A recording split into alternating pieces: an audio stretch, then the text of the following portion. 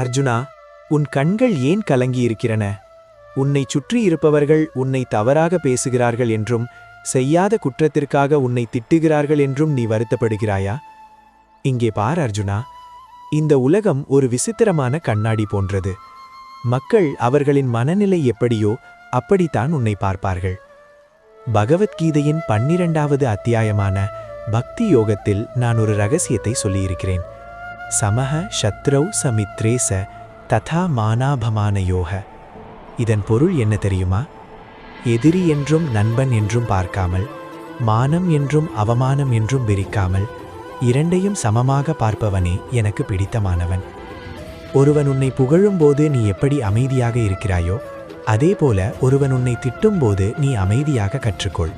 கடல் எப்படி நதிகள் வந்து சேரும்போதும் சேராத போதும் தன் எல்லையை மீறாமல் அமைதியாக இருக்கிறதோ, அதுபோல உறுதியான உள்ளம் கொண்டவனை எவருடைய சொல்லும் அசைக்க முடியாது. அர்ஜுனா, மற்றவர்கள் உன்னை திட்டும்போது நீ ஏன் அதை உன் மனதிற்குள் எடுத்துக்கொள்கிறாய்?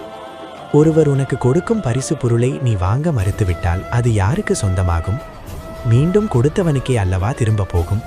அதுபோலத்தான் உன் மீது வீசப்படும் வசவுகளும்.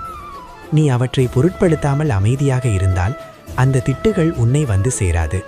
அது அவதூறு பேசுபவர்களிடமே தங்கிவிடும். உன் நேர்மையும் உன் உண்மையும் எனக்கு தெரியும். மற்றவர்களின் தீர்ப்பு உன்னுடைய அடையாளம் அல்ல. அவர்கள் பேசுவதை கேட்டு உன் கடமையிலிருந்து பின்வாங்காதே. உன் செயல்களில் கவனம் செலுத்து. பலனை என்னிடம் விடு. இந்த உலகம் உன்னை வீழ்த்த நினைக்கும்போது நான் உனக்குள்ளே பலமாக இருப்பேன். பார்த்தாயா அர்ஜுனா, மன அமைதி என்பது உன் கையில்தான் இருக்கிறது.